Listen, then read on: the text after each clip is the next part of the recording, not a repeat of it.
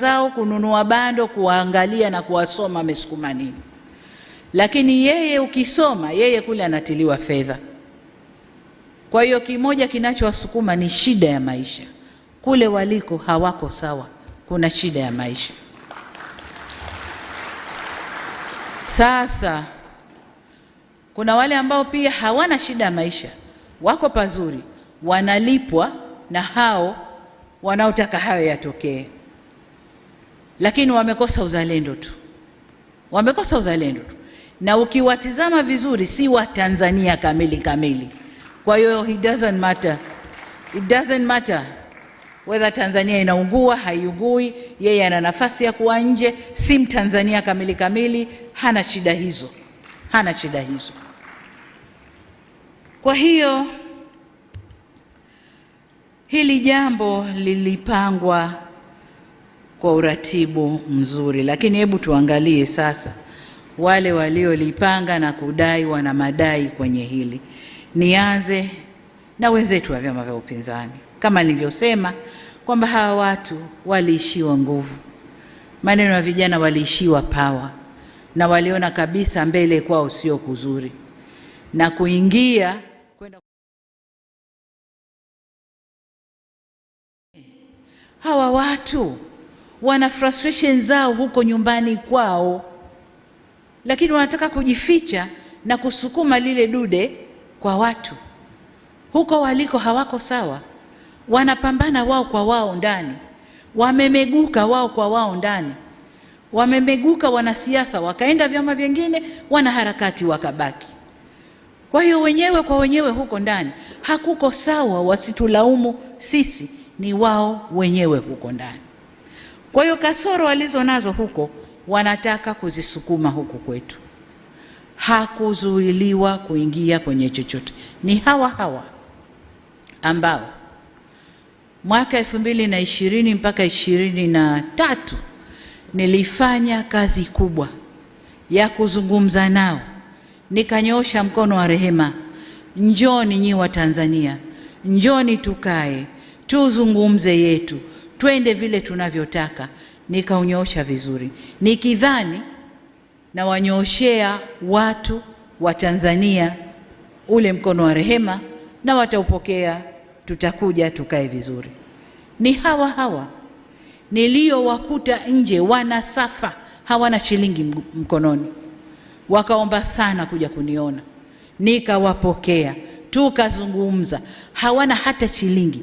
Nikatoa kiposho changu nilichogaiwa cha safari, nikawapa waendelee na maisha wakiwa nje.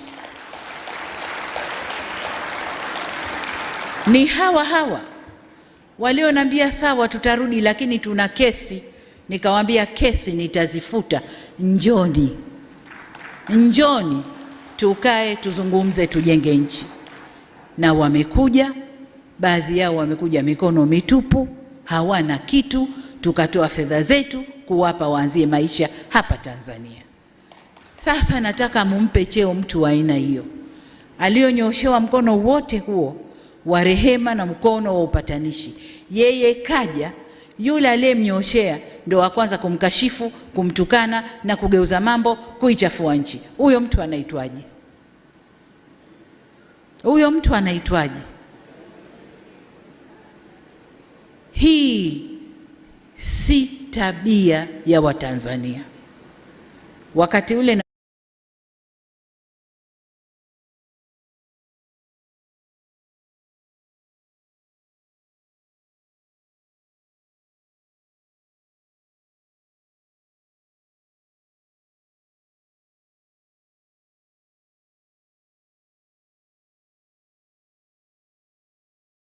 ni siku ya uchaguzi.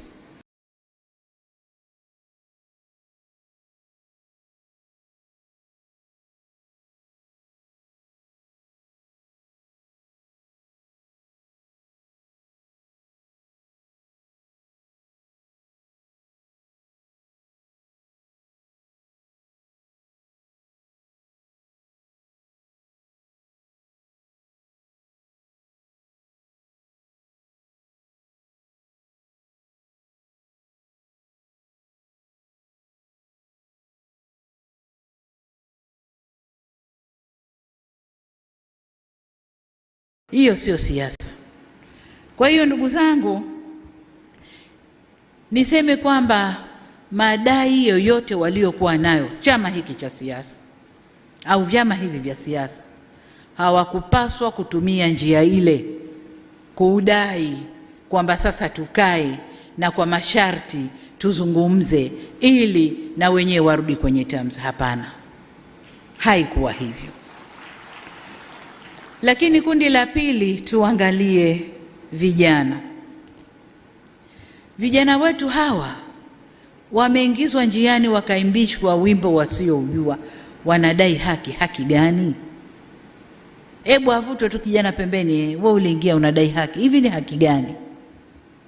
Na hiyo haki hawakuweza kuidai kwa njia nyingine mpaka waingie njiani, wakafanye vurugu, walipwe, wakachome vituo, walipwe, wakafanye vurugu walizozifanya.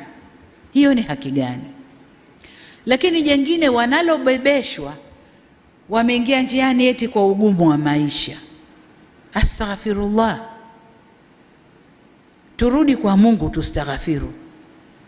Ningekuwa na uwezo, ningebeba vijana wa Tanzania nikawatupa kwenye nchi tofauti tu hapa Afrika pamoja na majirani zetu, wakaone ugumu wa maisha uliokuwepo,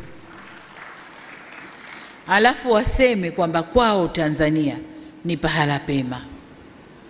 Hawana sababu, hawana. Ugumu wa maisha kwa raha zako kabisa. Mwenye ugumu wa maisha kweli kwa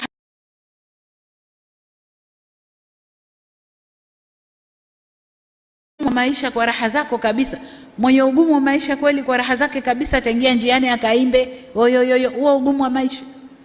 Mwenye ugumu wa maisha ana struggle, anahangaika kutafuta chakula chake cha leo, na wengi walikuwa kwenye kazi zao.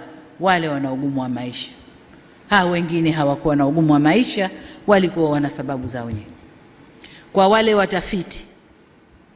wale watafiti wafanye utafiti ndani ya Afrika Mashariki na nje, labda kusini mwa Afrika, waangalie nafasi ya Tanzania kwenye ugumu wa maisha, wende wakaangalie. Kwa vijana wetu wasimezeshwe tu na wenyewe wakameza, hapana. Lakini kwa nini yote yanatokea haya? Tumejifunza kwamba vijana wetu tumewaacha wanakuwa wenyewe, wanakuwa hawana mwelekeo, wanakuwa hawana watu wa kuwaongoza vizuri, na kwa maana hiyo hawana elimu ya uzalendo. Hayo ndio tuliojifunza. Vijana wazalendo hata kutoka vyama vya upinzani hawakukubaliana na hali ile. Walikuja kutuambia, jamani, kaeni vizuri, kuna hili linapangwa huku. Wale ni vijana wazalendo kutoka vyama vya upinzani. Lakini vijana wetu